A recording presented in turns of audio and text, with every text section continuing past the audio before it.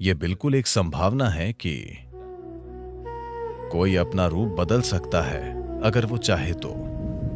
और आज भी ये घटना कई लोगों के द्वारा देखी जाती है, विशेष रूप से हनुमान भक्तों में।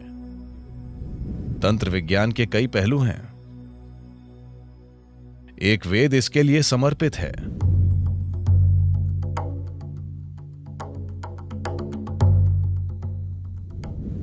बचपन से ही मैंने हनुमान के बारे में सुना है। किस बारे में? हनुमान। हनुमान। मैंने ऐसा सुना है कि हनुमान जब चाहे विशाल रूप धारण कर लेते थे, वो उड़ा करते थे, वो बहुत छोटे भी बन जाते थे, जैसे वो अपने शरीर को बहुत छोटा कर लेते थे। क्या ये सच था या केवल कोई कल्पना थी, या कोई प्रतीक, या वैसा कुछ था? धन्यवाद। किसी व्यक्ति का छोटा या बड़ा होना या उड़ना या कुछ और करना, क्या ऐसी संभावना है? संभावना बिल्कुल है। ये हकीकत है। ऐसा इस देश में, इस संस्कृति में काफी प्रचलित था, लेकिन इसे अच्छा नहीं माना जाता था। लेकिन कहीं और इसे अच्छा माना जाता था, खासकर मूल अमेरिकी संस्कृतियों में। वहां शैमनिज्म यानी ओझा धर्म की एक पूरी परंपरा मौजूद है, जहां ये आज भी वहां ये बातें आम हैं कि कैसे एक मूल अमेरिकी ओझा एक चील बन जाता है, एक मक्खी बन जाता है, एक भेड़िया बन जाता है, खुद को किसी दूसरे रूप में बदल लेता है और वहां चला जाता है, और ये सब। So these are not just stories, it is very much a possibility. तो ये सिर्फ कहानियां नहीं हैं, ये बिल्कुल एक संभावना है कि कोई अपना रूप बदल सकता है अगर वो चाहे तो। ध्यान लिंग में एक पैनल है जहां किसी ने खुद को एक ऐसे रूप में रूपांतरित किया था जो किसी दूसरे व्यक्ति के लिए मायने रखता था। क्या आपने देखा है? आपको पता नहीं था? तो लोगों का अपनी सुविधा के अनुसार वो जैसा चाहे वैसा रूप ले लेना, ये कोई नई बात नहीं है या ये कोई अनसुनी बात नहीं है। दुनिया के लगभग हर हिस्से में ये मौजूद है। इन दिनों खासकर इसका एक बड़े पैमाने पर प्रचार किया जा रहा है उत्तर अमेरिकी और दक्षिण अमेरिकी ओझाओं के बारे में। About shamans. ओझाओं का चील बन जाना और भेड़िया बन जाना, ये दो रूप उनके लिए बहुत आम हैं। यहाँ ये कोई अनसुनी बात नहीं थी, लेकिन हमारी संस्कृति में इसे अच्छा नहीं माना जाता था। वहाँ इसे अच्छा माना जाता है क्योंकि ये आध्यात्मिकता नहीं है, ये तंत्र विद्या है। यहाँ हमारे तंत्र वैज्ञानिक, I call them scientists because they are that kind. मैं उन्हें वैज्ञानिक इसीलिए कहता हूं क्योंकि वे उसी तरह के हैं। वे खुद को पक्षी या जानवर में बदलने की तकलीफ नहीं उठाते क्योंकि इसमें खतरा है। एक सुंदर कहानी है जिसमें उस ऋषि का क्या नाम है जिन्होंने निगल लिया था?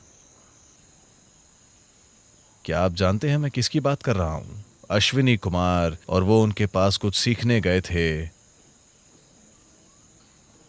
शुक्लाचार्य। हाँ, क्या उन्होंने घोड़े का रूप ले लिया था? अश्विनी कुमारों ने घोड़े का रूप ले लिया था और उन्होंने क्या निगल लिया था? शुक्लाचार्य को, मेरे ख्याल से। तो एक पूरी बड़ी कहानी है जो शायद महाभारत का ही एक हिस्सा है। ये कृष्ण अवतार से जुड़ी कहानी ज्यादा है।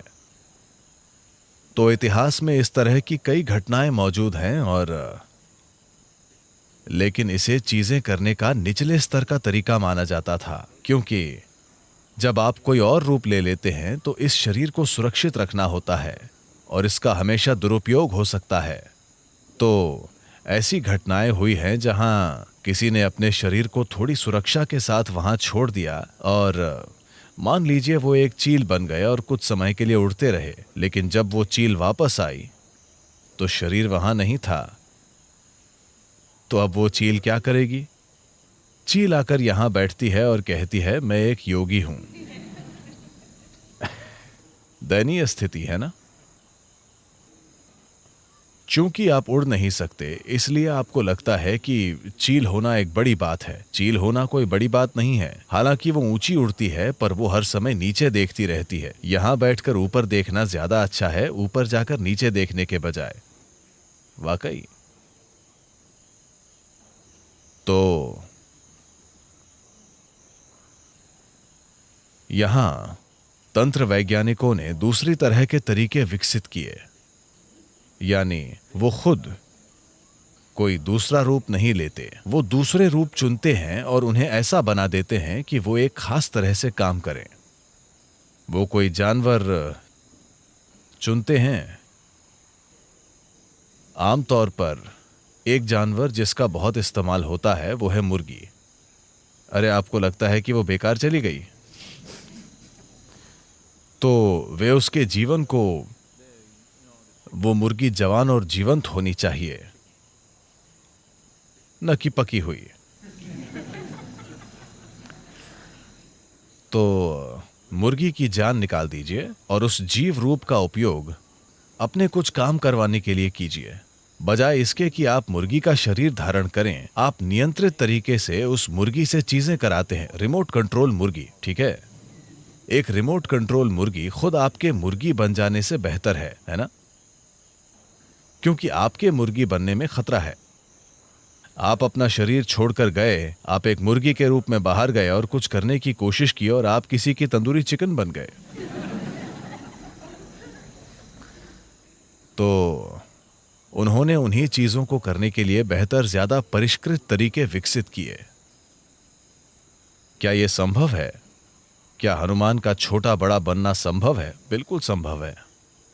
और आज भी यह घटना कई लोगों के द्वारा देखी जाती है, विशेष रूप से हनुमान भक्तों में।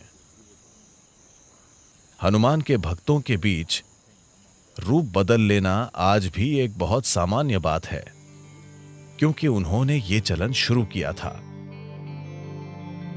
हनुमान एक सुपरमैन है। बस थोड़ी सी पूंछ और चेहरे की बनावट के अलावा बाकी पूरे सुपरमैन हैं। वो एक सुपरमैन है। उनकी भक्ति ही उनकी शक्ति है। उनके दिल में भक्ति इतनी मजबूत है कि उसकी वजह से वे सबसे अलग चमकते हैं, अपनी सच्ची भक्ति के कारण। तो भले ही आप एक बंदर हों, अगर आप एक भक्त हैं तो आप अपने बंदरपन के परे जा सकते हैं और कुछ असाधारण बन सकते हैं। यही हनुमान की कहानी है। अगर आप एक गधे भी हों तब भी यह काम करता है। तो हां, तंत्र विज्ञान के कई पहलू हैं। एक वेद इसके लिए समर्पित है। अथर्ववेद पूरा इसी के बारे में है।